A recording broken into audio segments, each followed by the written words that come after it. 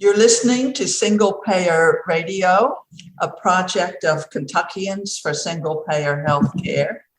And we're happy to bring you a program today about many of the aspects of Medicare, what it is, what it does really well, and where it is lacking, and what we think about it in terms of a model for a healthcare system that could really cover us all, which is what Kentuckians for Single Payer Healthcare really wants to happen. Every human being deserves healthcare and all the healthcare that they need to live an enjoyable and productive life. This is WFMP LP 106.5 FM Forward Radio. And I'd like to just let you know that the opinions that are expressed are those of the speakers and not of the station. And so we'll get started here with a program, and we hope that you'll continue to tune in. Our programs are on Mondays, Tuesdays, and Wednesdays, and you can find them archived at forwardradio.org, or you can connect to them at kyhealthcare.org, which is the website of our organization. So welcome to the program, and our first person to begin is Mary Radford. Oh, thank you, Kay. Hi, everyone. My name is Mary Radford. I'm a nurse locally here in Louisville, Kentucky, and I've been a member of Kentuckians for Single Payer Healthcare for a number of years now. I think I might be coming up on, I don't know. I think it's been over 5 at this point. Time just kind of flies when you're having fun and fighting for the rights of Americans, right? So one interest I have in particular is the history of activism, people's history, stuff like that. So in light of the upcoming Medicare birthday coming up here in July, I thought it would be kind of interesting to just provide a little bit of an overview to the history of getting Medicare here in the United States. And the sources I'm going to use for this, I'm going to use from our pnhp.org website, a transcription from a talk that Karen Palmer gave at one of the PNHP meetings in 1999. She gave this in a meeting in San Francisco. So some of this is going to be from her transcriptions. I'm going to use some sources from MedicareAdvocacy.org and a U.S. News article entitled Desegregation, the Hidden Legacy of Medicare. So it's interesting, I kind of feel sometimes every generation thinks that they themselves have come up with all the best ideas on their own. But, there's been some form of campaign for universal government-funded healthcare that actually goes back to the 1800s. We started seeing a lot of other developed countries like in Europe, Germany, for example, Great Britain, Russia, the Netherlands, Sweden, kind of famously has this universal healthcare system. And they really started forming these things all the way back in, 1883 in Germany, 1891 in Sweden. Denmark started with their universal system in 1892, France in 1910. So there's actually a lot of really good history and a lot of good building blocks for this concept of a universal government funded healthcare system that stretches back pretty far. There was starting to be talks of this at that time as well here in the United States. At this time, there wasn't really even health insurance to speak of at this time.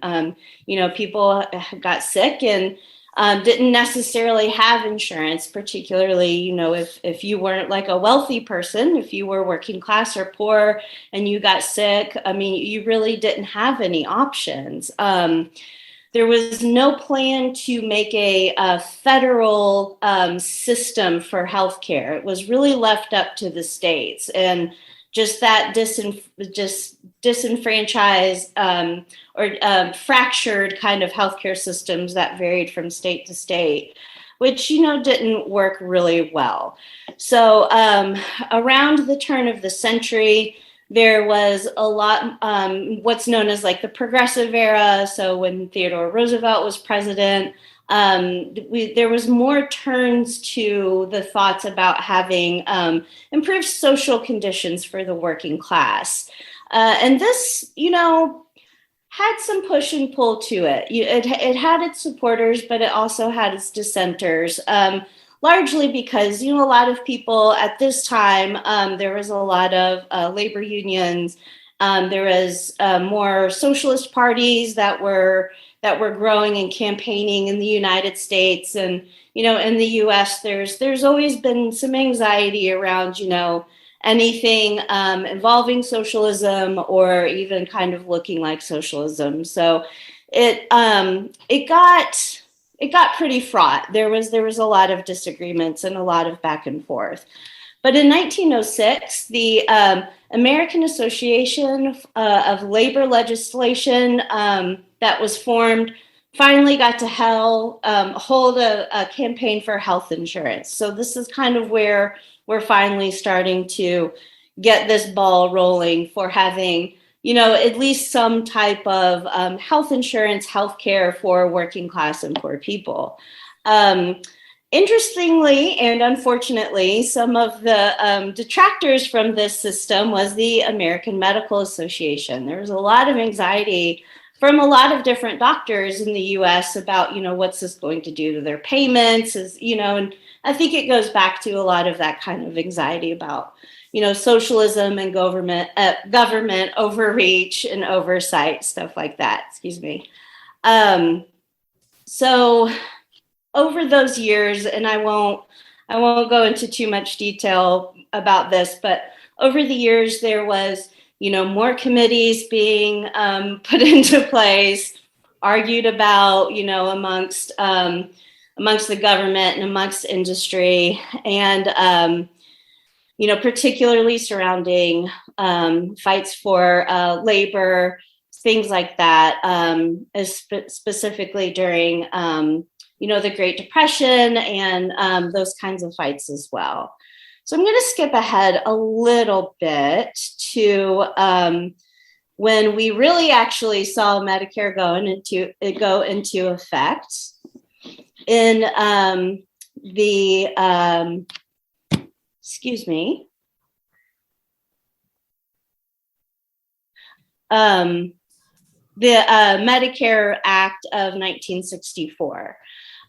So finally, after all of this time, we got a little more for people in order to access healthcare. And this is what we now know today as Medicare, that protects, our older population, 65 and older, and then our disabled populations as well.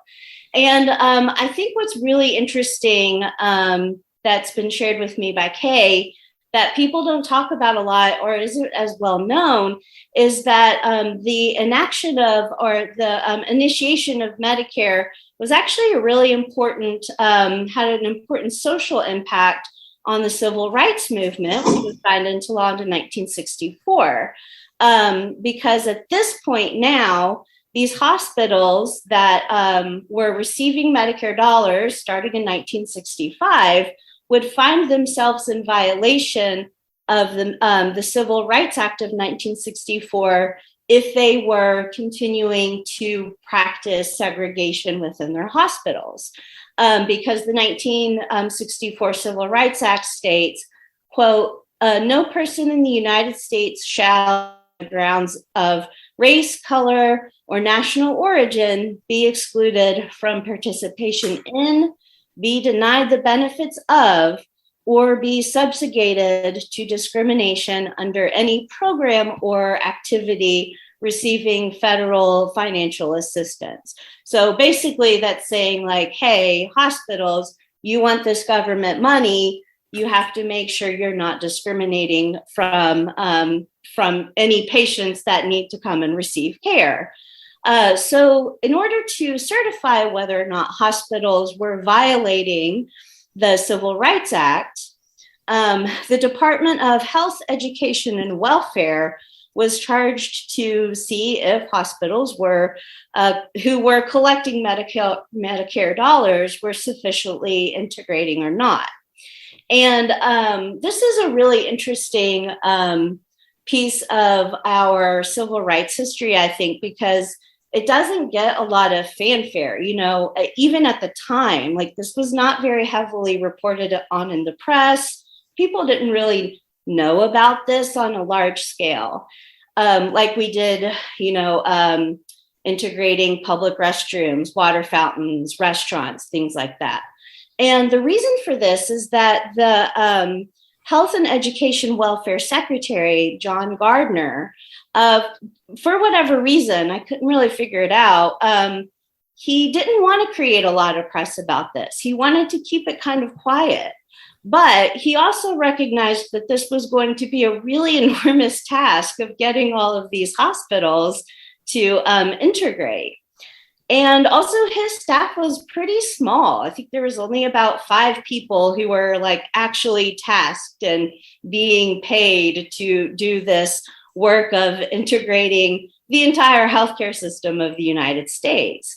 So he put out this kind of silent call to different civil rights organizations and activists that could do an investigation in all these different healthcare facilities and actually see if and collect data to see if these facilities were actually integrating or not. And because of these efforts, it was pretty substantial. Over 1,000 of these hospitals were integrated fully within 4 months of doing this investigation. So I just thought that was a really interesting piece, and we can kind of move on the discussion from there. But I just thought that was a really interesting piece of this history, you know, in the way that having a system in place that is meant to be a benefit to society as a whole can have, other really positive impacts on society. Thank you so much, Mary. That was really a very interesting summary of the history of our Medicare, and that story about its important role in bringing about a more just society, I think is crucial and shows what a federal program that covers everybody really can do in terms of change. So thank you, Mary Radford, for that piece of history that we needed to know. And our next speaker is Harriet Seiler. Thank you, Kay and Mary. That was just great. I'm Harriet Seiler, and you will be able to tell from my non-Kentucky accent that I was born and raised in Canada. I'm an American citizen now, and I fight pretty hard so that my American compatriots can have the kind of Medicare for all, like they have in Canada. Now, I know you've all heard the propaganda that people have to wait for treatment up there. Well, they might wait for a hip or knee replacement for something that is non-essential. It's essential if it's painful, but it is not like a heart attack. So, you in Canada, you may wait maybe 3 to 5 months or something for a knee replacement. However, no bill will ever come in the mail, not for the surgery, not for the physical therapy that follows it, etc. So that's why I fight for this. But I do want to say something about, the whole of Mary's talk, which was very, very interesting to me. And the one thing right now in healthcare, it doesn't matter whether you're looking, which insurance company or, the Center for Medicaid Services and Medicare Services, they're always talking about equity. And Kay, I know, is going to talk about that later. But when Mary talked about the integration of the hospitals, I really almost want to tear up. Mary, have you got that quote again? You cannot deny according to race. I don't mean to put you on the spot. No, not at all. Could you read that again? Yeah, no person in the United States shall on the ground of race, color, or national origin be excluded from participation in, be denied the benefits of, or be subjugated to discrimination under any program or activity receiving federal financial assistance. Thank you, Mary, because there all the points are made about equity. Equity according to race, non-discrimination, if you're poor, etc., or if you're sick already, for example, they can't deny you care. So we're talking about traditional basic Medicare, one of the most equitable programs you can imagine when it's done properly, or when it isn't, when we don't have cutbacks, as sometimes happens. But I do want to now talk about what's happening to Medicare, not to traditional Medicare. It's in danger of happening to traditional Medicare, but we have these plans now, and if you watch TV, you know about it, or maybe you get scam calls about it, called Medicare Advantage. And I hear boo and hiss from Larry, one of the members of our group. But in fact, he likes to call it, Larry, tell us again what you call it, Medicare? Oh, disadvantage? Disadvantage, right. But Medicare Advantage plans are, I tried to go back and find out when they were started. And apparently they're sort of an offshoot of employer plans that came out around 2004. Kirk might know about that. Around 2004, 2005, when employers were adding more benefits to what they call the HMOs and the PPOs. So these and I think Kay said she had heard maybe the term Medicare Plus or something. But anyway, it's become a very common term now, Medicare Advantage. And in that, you're supposed to get not just Medicare treatment for your medical, surgical items and hospitalization and everything, but also maybe they kind of promise maybe dental, maybe vision, maybe a ride to the doctor, maybe a grocery shopping trip. The thing is, we are getting these ads now, and I am not real familiar with all these football players, but we're getting ads from Joe Namath, and the latest is Joe Montana. And these are big, strapping, healthy-looking older guys. I mean, they're kind of attractive looking to an older woman like me. However, they're making all these ridiculous promises that are not being kept in counties in Kentucky. You can be sure that they are not offering these grand Medicare Advantage plans across our state. Now, maybe in the Louisville area, they will drive you to the doctor. The thing is, we need to get more information, and all the retired school teachers in Kentucky have a Medicare Advantage plan. And they are even contacting the head of the health insurance branch for the retired Kentucky teachers to complain. They say, well, how come I'm not getting all this stuff that Joe Namath and Joe Montana, and there's someone else, Jimmy Dynamite Walker. He's another one who makes these promises. So we've got to put a stop to these false promises. But those aren't the only things that Medicare Advantage plans are doing,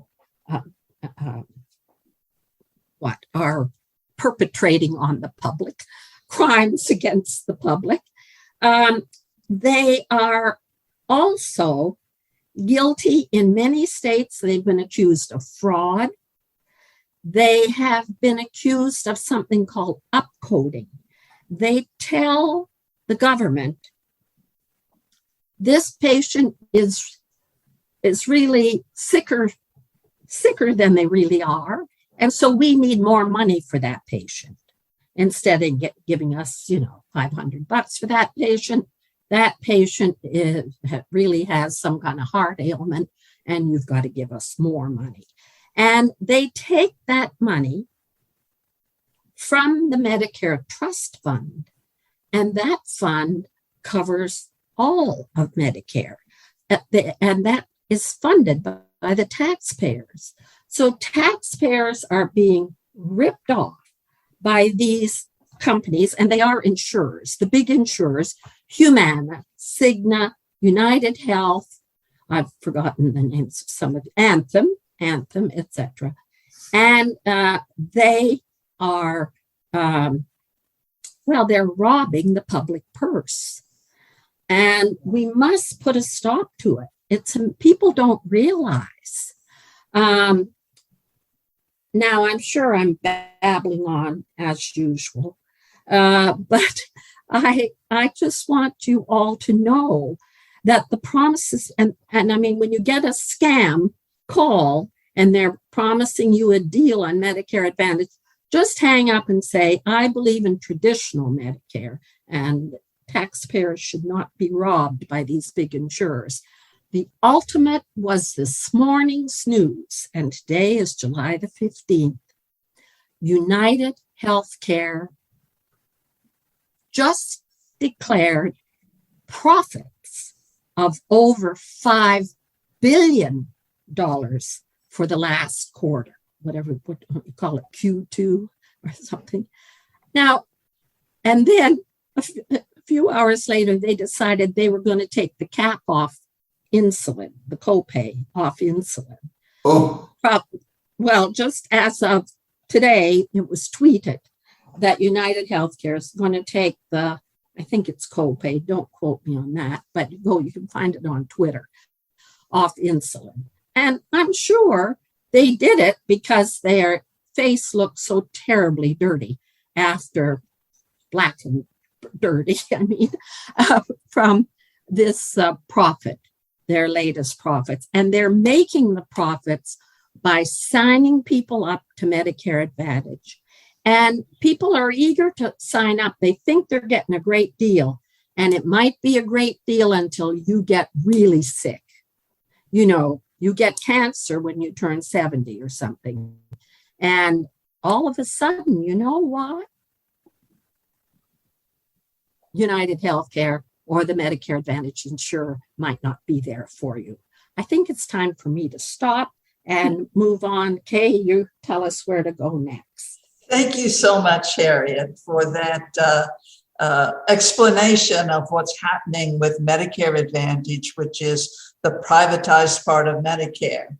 And my name is Kay Tillow. I'm a lifelong union activist, and I currently spend my time working to promote national single-payer healthcare. And in addition to the Medicare Advantage, which Harriet talked about, which now has taken over about 46% of our Medicare money, using more money for profit and overhead than traditional Medicare. And the Medicare Advantage uses about 15%, traditional Medicare about 2%. That means less money goes into care. But on top of that, we have a new problem, which is that there is a new pilot program that seeks to take the rest of Medicare, the 54% of people who have chosen to stay in original Medicare, and open that up to venture capital, private equity, and insurance companies in a new program called direct contracting entities, which is in place now across the country and will be replaced in 2023 by something called ACO REACH. Both of those programs are seeking to do away with the traditional Medicare and put all of Medicare open to the profit makers. And it really is a threat to destroy us. Here in Kentucky, 3 of them are operating, one called Oak Street. It's in the Indian Trail Shopping Center. There's one in Pikeville called Illumed, and there's one in Murray, Kentucky called Village MD. And these are a real threat to us. It's a bit complex, but basically they can use up to 40% of the Medicare for profit and overhead. And they are working to turn Wall Street into the middleman for all of our Medicare.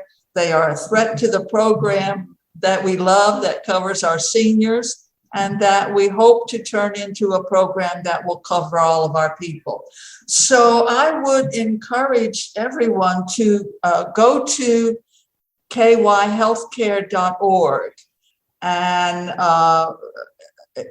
be a part of the opposition of this privatization of our Medicare program. You can sign a petition to President Biden to find out about it, read up on the website, lots of videos and PowerPoint slideshows and all kinds of things. And if you want us to come to your organization and talk about it, we'd be glad to do it. You just get in touch with us at nursenpo@aol.com, or you can get there from the website. And now I'd like to introduce someone who is an expert on pharmaceutical programs in Medicare and for seniors. And he's a dear friend and a longtime union activist, Kirk Gillenwaters. Thank you very much, Kay. But one thing I am not is an expert, but I am an activist, Kirk Gillenwaters. And once again, I'm a retired UAW member, having worked at the Ford Motor Company here in Louisville, Kentucky. I've been heavily involved in union activities, especially stuff relating to politics for over 40 years. I've worked with Kay. Fortunately, I think the UAW, we were one of the first local unions here to get on board with a single payer health care years ago when this started out with Congressman Dingell there and our Connors. But I'd like to mention, just like what Mary had been talking about the union labor's involvement, with healthcare years ago, and we have pretty well always been on the forefront of negotiating for our workers in order to provide better care and longer term care after their time in the workplace for their retirement. And so we've been very, very proud to lead this fight across the country. And what Harry was talking about was about the taxpayers' cost and not being robbed. And so much of this is going to all tie in right there together. And then when Kay was just now mentioning about how we were talking about the profits being taken out of Medicare. And so what I'm going to talk about today is on the Medicare, the pharmaceutical drug program, the Medicare Part A, B, C, and D. I'm not an expert on this by any means, but what I'm going to do is just bring you, this is something that almost all of us seniors are affected by every single day because most of us are on some kind of maintenance drug.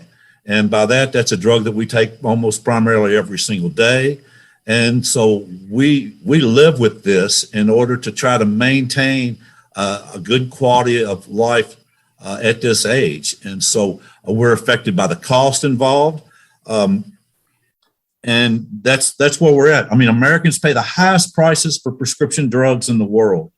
And our older and retired Americans, we're the ones that take the most medications to stay healthy, just like I was talking about, and often lived on fixed incomes. And the average income for seniors here in the United States is $26,000.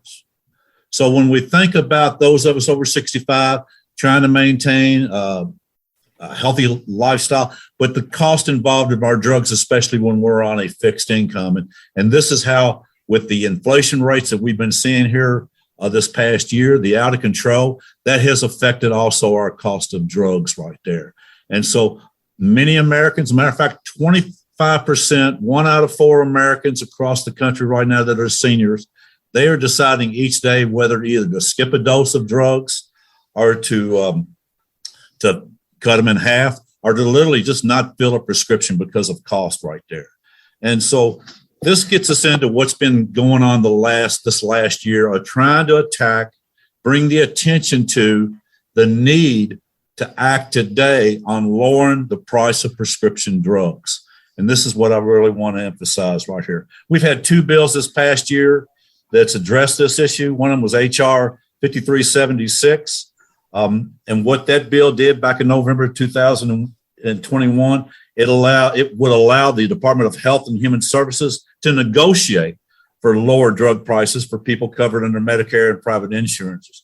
And it was also capped the Medicare prescription drug cost at $2,000. Now there's an average of about $6,000 a year across America that seniors are actually paying.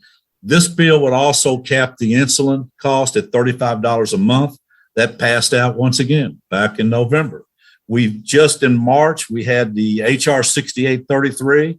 This legislation also dealt with the price on the insulin. And it was also to address the changing of for those on diabetes that have diabetes and addressing those issues right there. So these bills were also put into the Build Back Better bill that we had heard about that President Biden had pushed for coming out of the pandemic here. There has been absolutely no action taken upon either of these bills, or for that goes the Build Back Better bill. So we knew we were going to be doing this show, but then just this past week on July the 7th in the Senate, Senator Schumer came out with a new piece that's being brought in it for advancement in the Senate, and it's the Prescription Drug Pricing Reform Bill. And they're going to the parliamentarian of the Senate to ask to see if we can do a standalone bill where they would just do a reconciliation vote right there, where it could be passed with 51 votes instead of the majority of the 60 votes. So Senator Schumer has been meeting with Senator Manchin to put this legislation together. And so with the pharmaceutical drug industry to lower the cost of drugs. And we know that the Kentucky senators have not mentioned any support, favorability for this whatsoever. It goes back to 2003 when we had the last Medicare reform bill. And this is what set Medicare not being able to intervene on the cost of drugs. And so we've been living with this for almost 20 years now. And so we've seen now the cost involved of extracting money from Medicare, and with what Kay was saying about the profits. When we see the drug industry, you look at the stock prices of some of these drug companies from $410, I think it is, for Biogen, Merck's $177. Kay was talking about the profits that we just seen with some of these insurance companies. So we've got the ability to do something about this now. And the time is here now to address this. The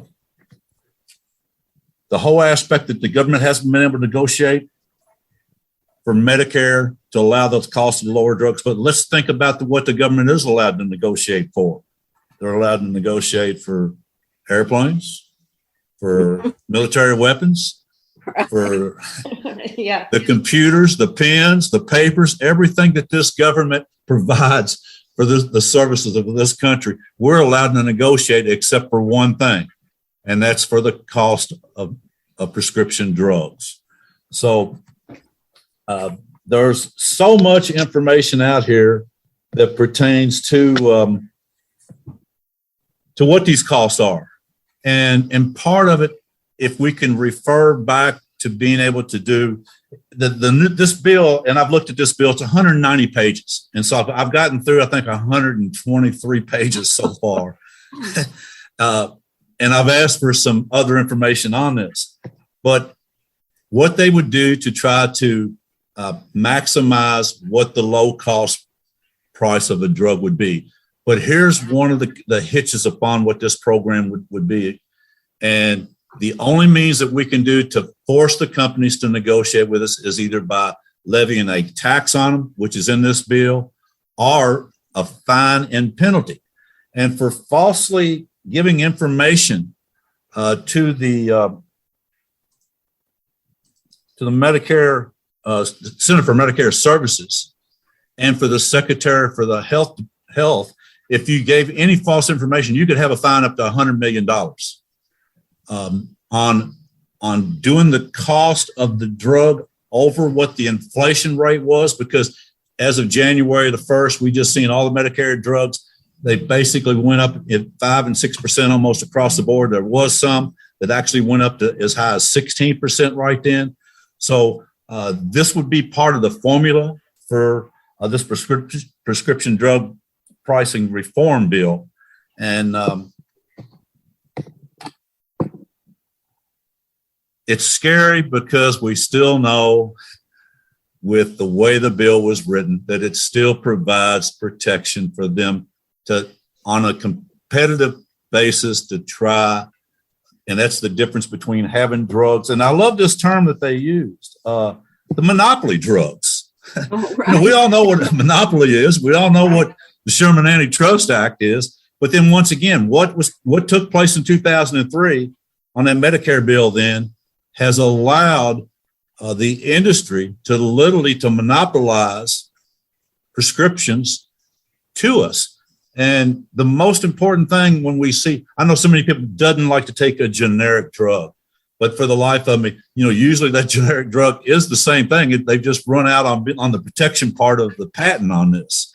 But what I found really interesting out here right now, I don't know how many of the listeners out there are keeping up with what Mark Cuba is doing, but Mark has a drugs for cost program he's putting together. And what he's advocating is he's taking the generic drug and he's pricing it at 15% over cost plus $3 for the pharmaceutical labor aspect and then $5 for shipping. And the billions that would save, it's around $4.5 billion right there that would be saved by Medicare if we just use his program on the generic drugs right there. So we're going to hear, I think, within the next few weeks, because this bill, the only chance it has to pass, it has to be done in the month of August. And because we know, we see those of us seniors, we're the ones that go to the polls. We're the ones that have been hit the hardest by this inflation rate that we've seen here in the last 7-8 months. And so this is one issue right here that can help our quality of life, but at the same time, to be able to take some of this profit away from what has been taken out of Medicare. And once again, to allow a little more protection for taxpayers. And the bottom line is for us to save some money out of our own pockets. So I do ask the most important thing that seniors need right now. And when we look at polling, this is polling, I think the Hart Research firm, they just had a polling that they put out. was 86% of the voters or Democrat voted for this or support this. 81% of Republicans support the right for Medicare to be able to negotiate for lower prices with the pharmaceutical drugs. So this is my message that I give to everyone today. You can vote Democrat or Republican. That's up to you, or independent. But I know Kay's going to thank you in a minute. But I do want to add something. The teachers that are the retired school teachers in Kentucky that are on Medicare Advantage, they've been asked to have their DNA analyzed so that the insurer might be able to recommend a less expensive drug. Now, if it's a generic and a generic works, that's fine. But I personally am well, it won't happen to me because I'm not in Medicare Advantage, but I find that that's really skullduggery, in my opinion. That's terrifying. That's terrifying. They take your DNA and they could tell you anything, you know. That's Orwellian. Yeah. Orwellian. Okay. Of Orwellian. Yeah. You know, one of the things I forgot to mention was the fact that how the VA, the Veterans Administration, they're allowed to negotiate with pharmaceutical drugs companies right there, and then also Medicaid state by state right there. So, you know, we're trying to get what I would call a level playing field, but the bottom line, it's who this helps, and it helps not only the taxpayers, but it helps those of us seniors that's trying to make our monthly payments on the things that we have to pay for. So. Incredible research. Thank you so much.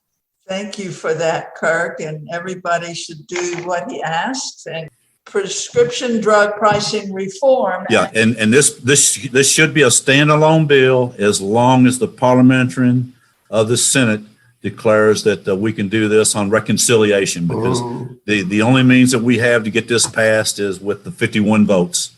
And because of the fact that they had worked with Senator Manchin, we're pretty sure that we've got the 50 votes. If they've got him in line. Huh? Okay, well, and incidentally, for all of you single payer supporters, this particular idea of using the power of Medicare to negotiate drug prices really is a part of the single payer legislation. It's a section of it that is meant to bring the drug prices into line. It's what Canada uses, and their drugs are what, 40% cheaper or something. I think something like that. It's called using monopsony buying power, where there's only one buyer. So this Medicare as a big buyer could bring down those prices because they're not listening to us. So thank you so much, Kirk. And now I would like to introduce someone who is a Medicare recipient and will speak about his experience with that. He's Larry Hovkamp. Can you hear me?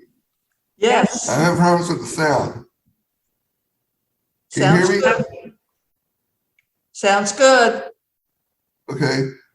I have problems with sound of this computer. I can't explain why. But I guess if you can hear me and we can get on the radio, I'll go ahead and talk.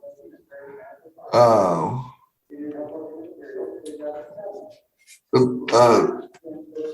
guess the main reason I got invited here is because, like all of us our age, eventually we'll get on Medicare. I reached that age that I am eligible for it, and I took advantage of it. But I wasn't prepared to get co-paid in my situation. I recently had a biopsy done on my prostate gland, and received some very huge bills. One was for $136.35. That was to I don't know, am I allowed to name a specific place?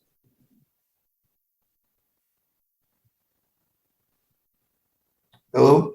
Yes. Oh, am I allowed to name a specific place? Well, I'll just say the surgery center and leave it at that.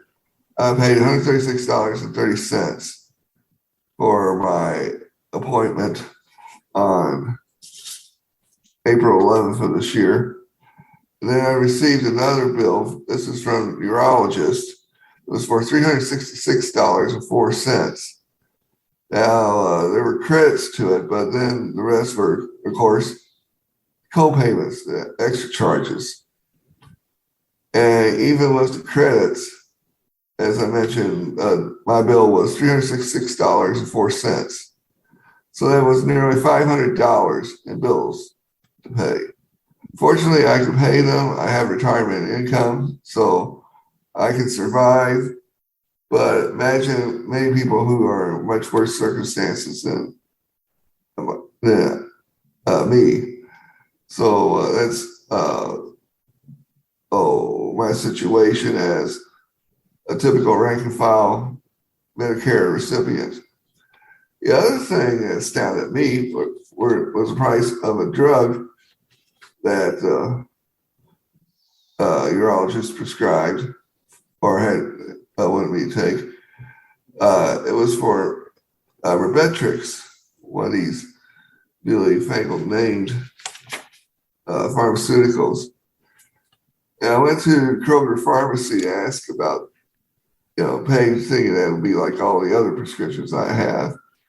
And they said it was $1,200. Of course, my jaw, was wide open when I heard that. $1,200 for, I think, 3 months of pills. And I thought, damn it, I can't afford it. And I just, refused to take it. I didn't think it was necessarily an urgent prescription to get, because all it does is just free my urinary system, or basically it opens it up.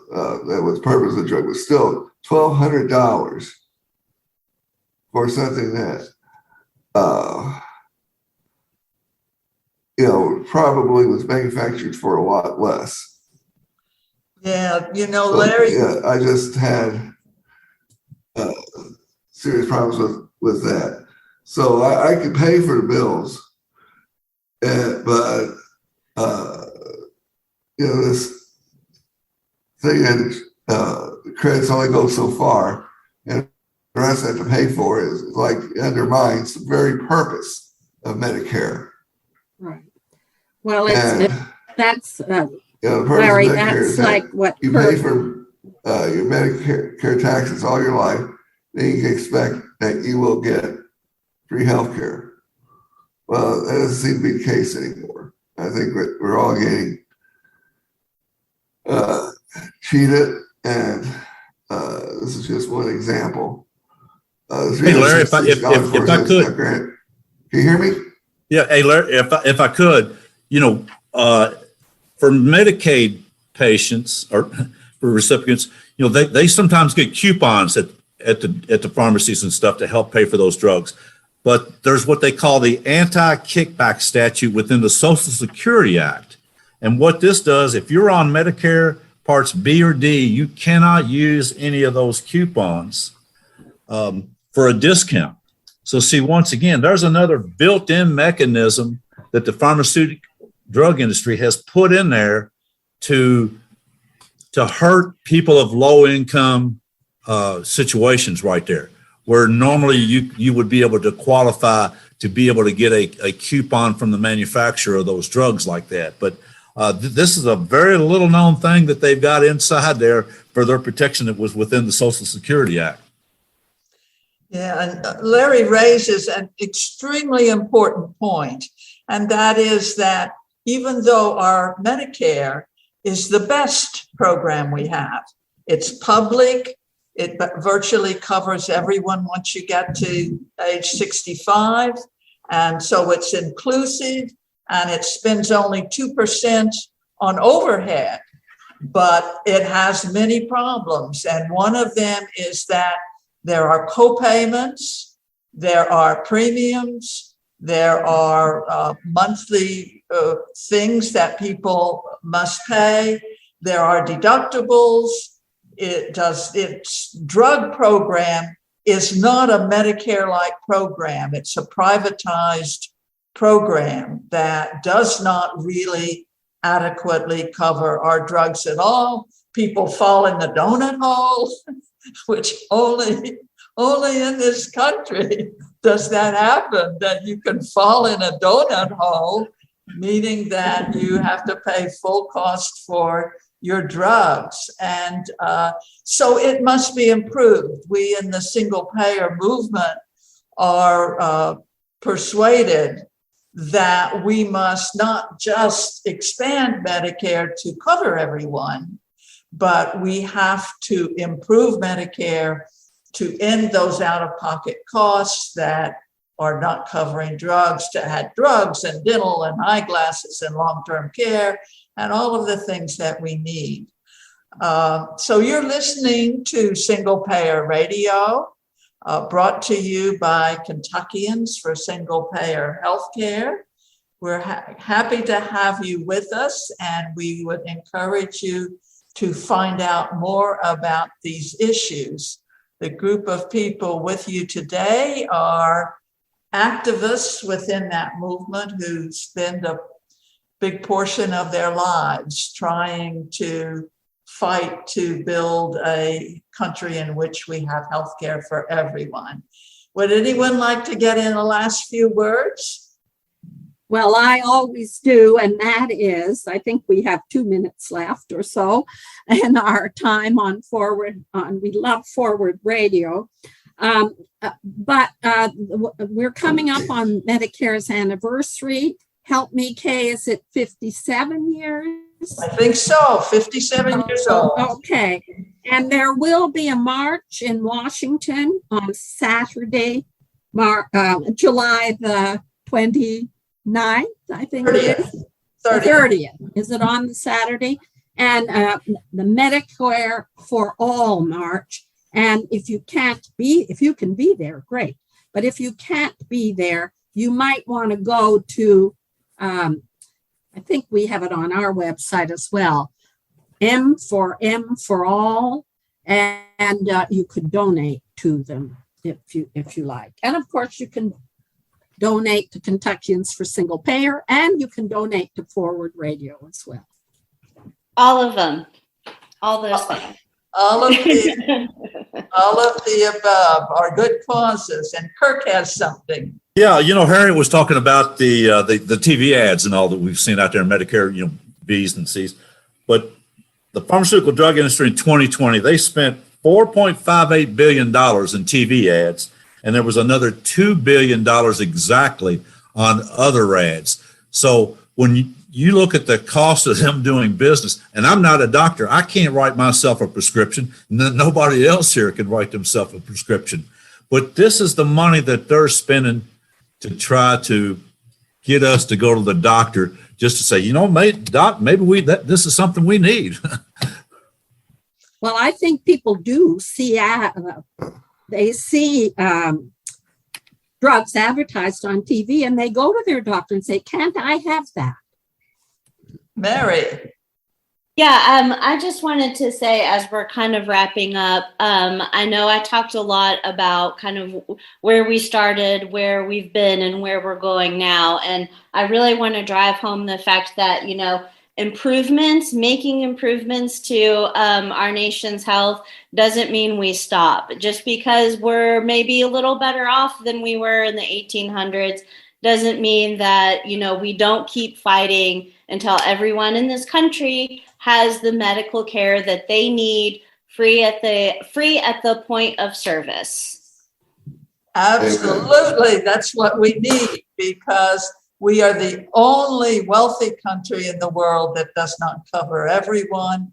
It is a disgrace to our nation, and we have to change it. And that's what we work to do. And you can join us at Kentuckians for Single Payer Healthcare. Look us up at kyhealthcare.org and become a part of this very important drive to win the right of healthcare as a human right for everyone within the nation.